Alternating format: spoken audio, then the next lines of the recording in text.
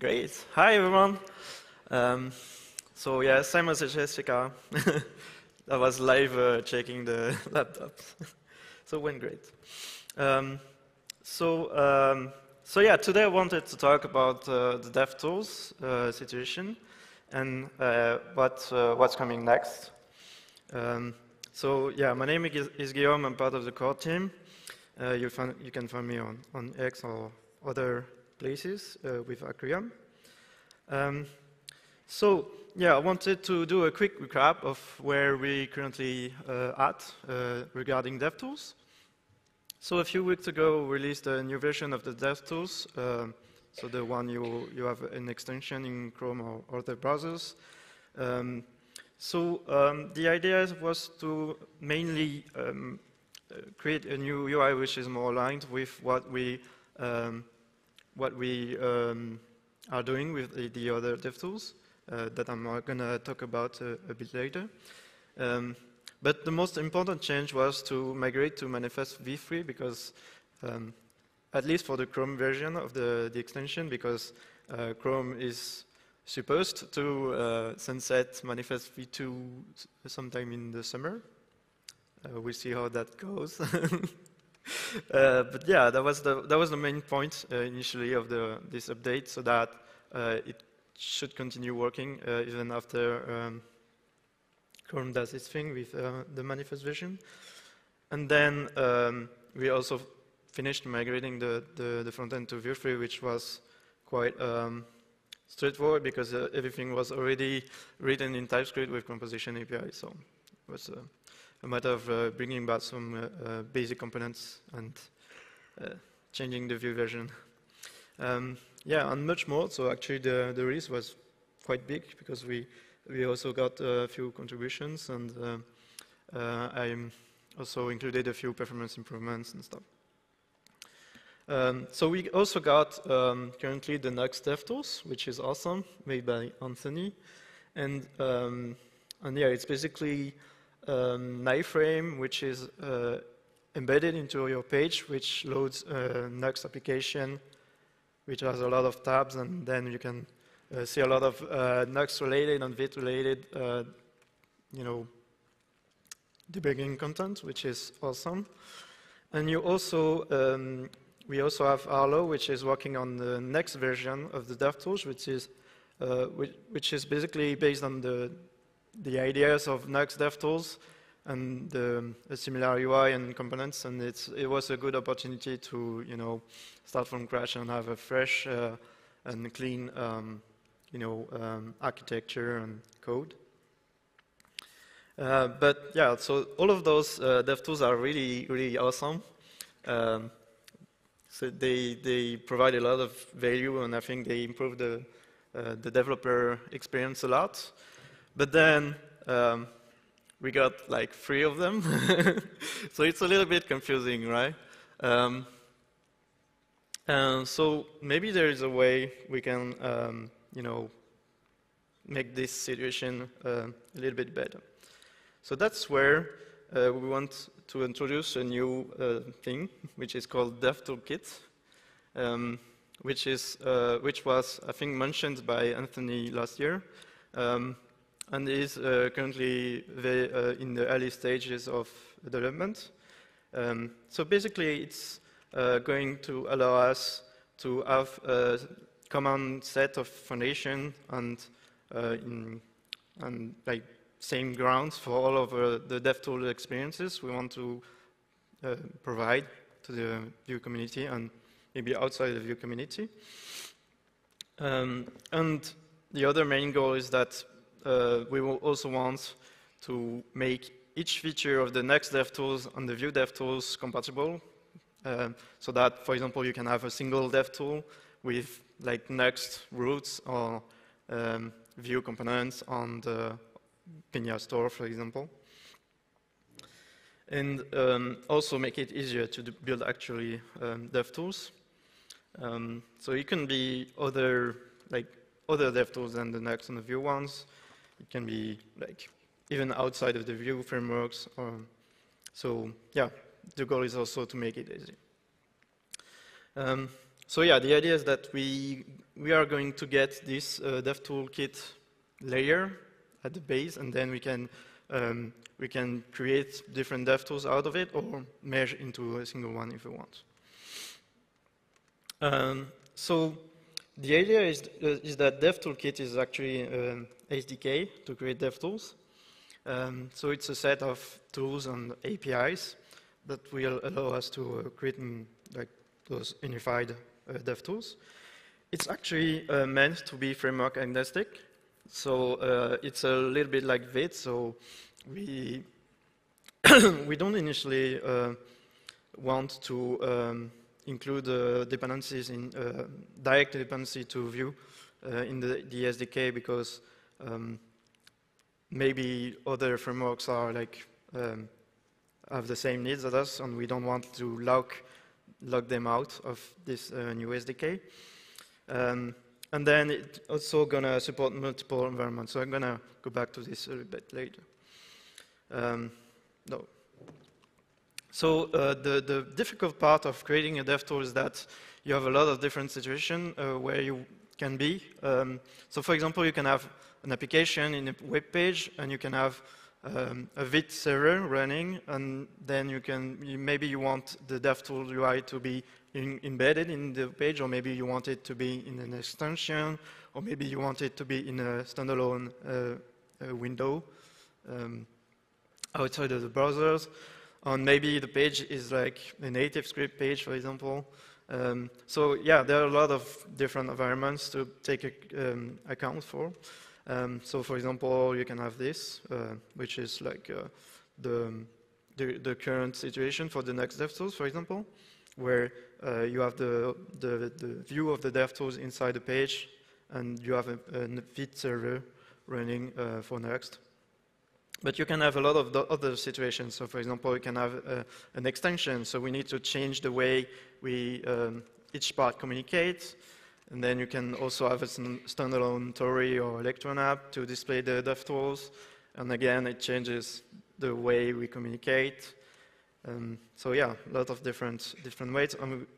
Even we can have the situation where we don't even have a development server running. So imagine we have a staging environment for our application, and we still want to enable the DevTools in production, basically. So that's a lot of different situations. So the idea in the SDK is to abstract each DevTools features into applets. So basically, a DevTool will be a combination of many applets. And each applet has several paths which communicate with the actual DevTool, and we have 3 different types. So this is all like very experimental. So if we find that it's not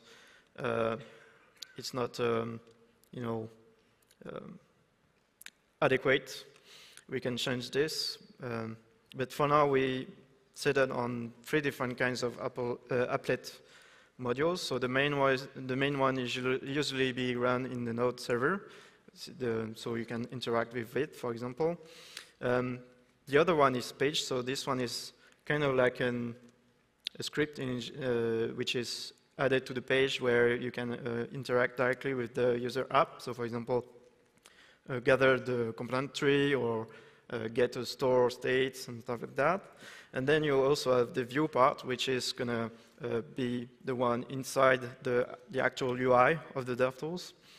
And the difficulty is that we need all of those kinds of modules to be able to communicate with each other, no matter what the environments are or the situation is. So yeah, to give you an example of the complexity of this thing, yeah, you can have a lot of different combinations of environments. So it's a little bit tricky. So we want to provide an API for those applets to do useful DevTools stuff. The big one is being able to communicate with the different environments. So for example, we want, for example, an inspector in the UI to be able to get the states from the page, but maybe we also want the page to get some states from the Vite server. So that's a lot of communication happening between all of those applet modules. So we are also gonna have some UI related APIs. So basically you can add new tabs to the Devtools, and you will have different kinds of views. But the idea is that we want to make it very easy to create new Devtools experiences, and also make it easy for library authors to integrate with this new SDK, so that they can take advantage of pre-built UIs, for example, for the inspector, for example. And then you can also have commands and actions and prompts to make it more interactive. So for example, you could create a command to run your tests, and maybe you also want to filter on which one, so you can also create a prompt. It's basically a form. So yeah, applets can be like anything, and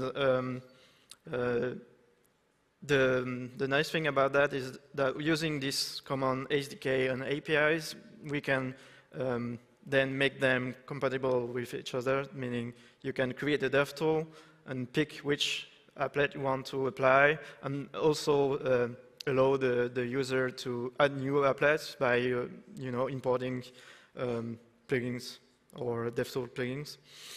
So yeah, you can basically create, we can, in theory, basically create any kind of DevTools we want. So it can be a combination of any of those, basically. So yeah, let's do some live coding, shall we? Yeah. Yeah, I left a little note here saying that it's still early, and maybe the APIs and the way it's built is going to change, we'll see. So let me zoom in a little bit if I can. Oh.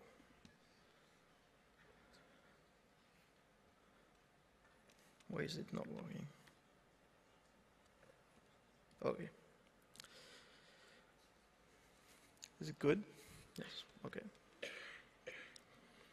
So I have a little Vue application with Vite running here. So I added a few elements from code in this demo. So the idea is that the SDK, the core of the SDK is not responsible for anything visible to the user, and that's the job of a shell. So basically we can imagine having an embedded shell that basically displays a UI similar to the next Devtools, or we can have an extension shell written in Vue, or maybe we can have an extension shell written in like something else. But yeah, it's not, the SDK in itself is not taking any assumption on what the actual DevTool is. But then you can use the SDK to create your own DevTool if you want. So here I have a demo shell I'm importing and injecting into it, so basically a bit like the Vue DevTool Next. And also I'm importing a demo DevTool plugin, which is going to use, which is going to basically create an applet and like interact with the SDK. So if I go to the plugin demo, we can see that I created a descriptor which allows the SDK to identify the applet. And then I have three different kinds of modules here. So if we see in the package.json, we see that we have a main one, page and view module. So the main one is going to basically, in this project, is going to run in, let me close this. Can I close this? Yes. So the main one is basically going to run in the Vite development server. And we can so create our applet module here. We say that we also want to inject this into the page, so the page part of the plugin. And then we can create local functions to these modules. So for example, here I'm creating a hi from main function. And then we connect to different parts of the applet.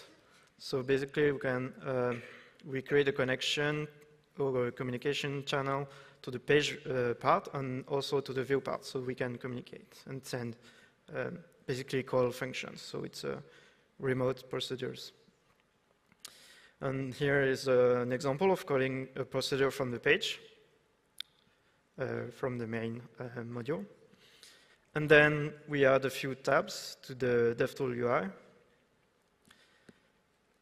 And that's pretty much it. And then if we look at the page module here, we can see that we also create a module, but instead of using the SDK main, here we use the SDK page. So it's a slightly different version of the API. And this one is supposed to be on the same page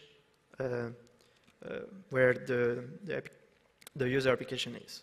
So again, we create a few local function here. We create connections to the main part and the view part, and then actually creating a few buttons on the page to test it. And then we also add additional tabs. And then if we open the Devtools here, we can see that actually we got both the tabs from the node section here. So we have this one and this one. And we also got the tabs from the page. So that means that, for example, a library like Pinia can expose tabs without having a main module in Node. So we can see here a few tabs. So if you look at the console here, we can see that our main module is actually every 5 seconds calling the page script. And if I duplicate this, we can see that the next time it's calling it, it's going to get 2 results because you have 2 different pages. We can also call this function from the main module here. So again, in the Node server, here by clicking this button, we can see that it went through here and then sent back this message to the page. I'm not sure it's really visible. Yeah. And we can also call the page. So here we are in the view part of the plugin. So we are calling page. And I didn't show the view part, sorry. So the view part is here. So basically we're creating channels to the main and the page one. So the nice thing is that we also are working on the TypeScript experience so that you have like full typing from the other parts, even if they are like in Node and in the browser and stuff like that. So for example, RPC to main, we're going to have the hi from main, which is returning a promise to a string.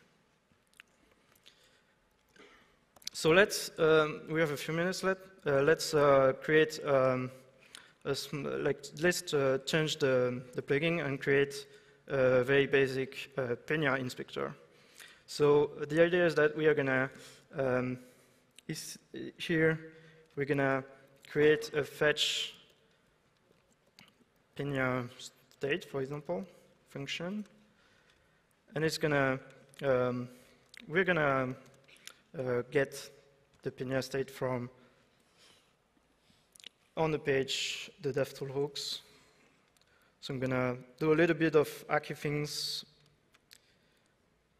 because I'm like, I don't want to modify neither view or Pinia code for now.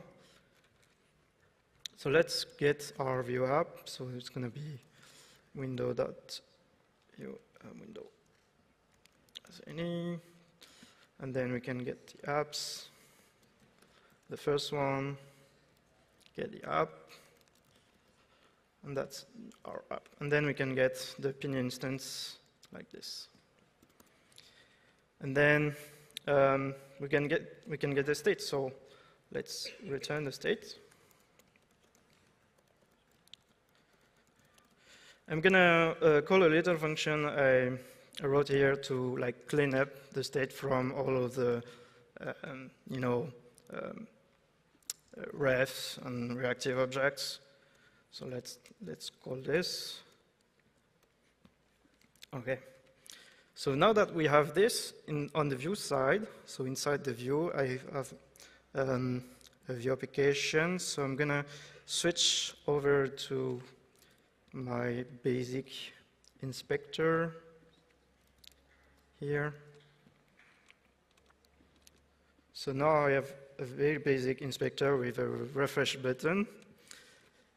And we're gonna do here a call to the function we just created. So here, I'm gonna import RPC to page and then call fetch pinner state. And this is gonna give me a state, so we should have IntelliSense. Oh, forgot the await. Yeah, we have the state. And then we can do pinner state equal value state.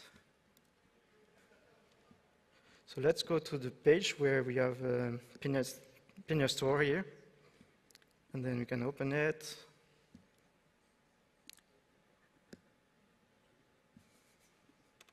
Yeah, we got the state. Nice.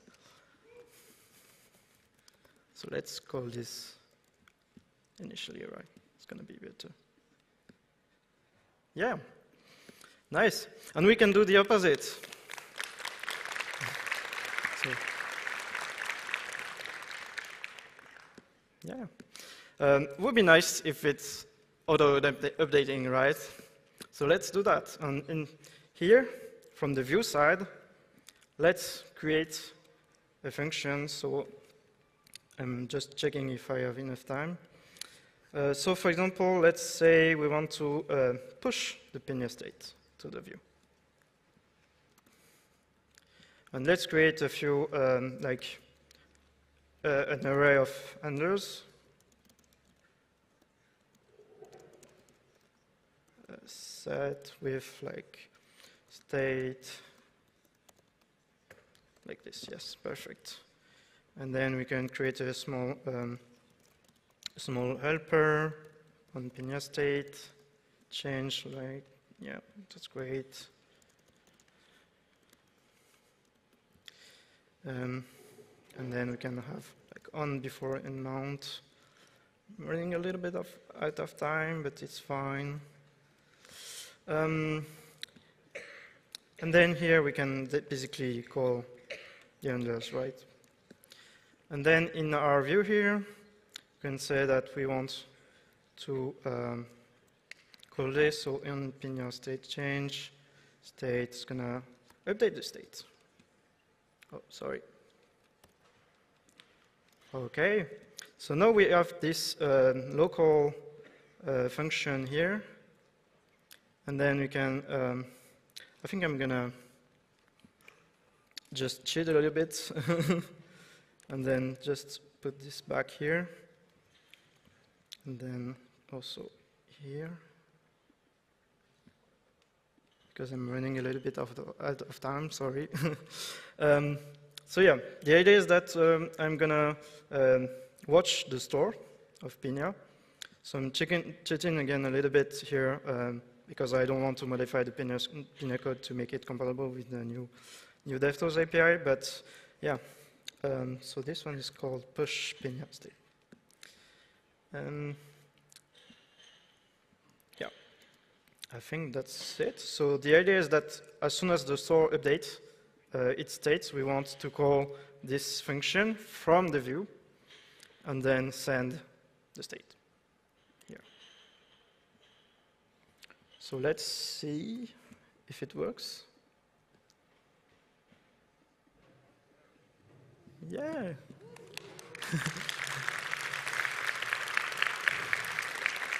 So in theory, it should work in other environments, but I don't have a demo for that yet.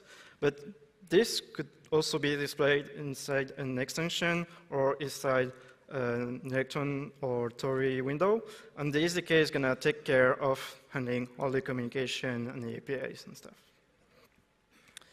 So yeah, what's next? We finished this first version of the SDK so that we continue iterating and experimenting with like rebasing all the Devtools we have, so the next one, and the view, next one, and the current one, into this new SDK, so that you have an even better development experience. Thanks.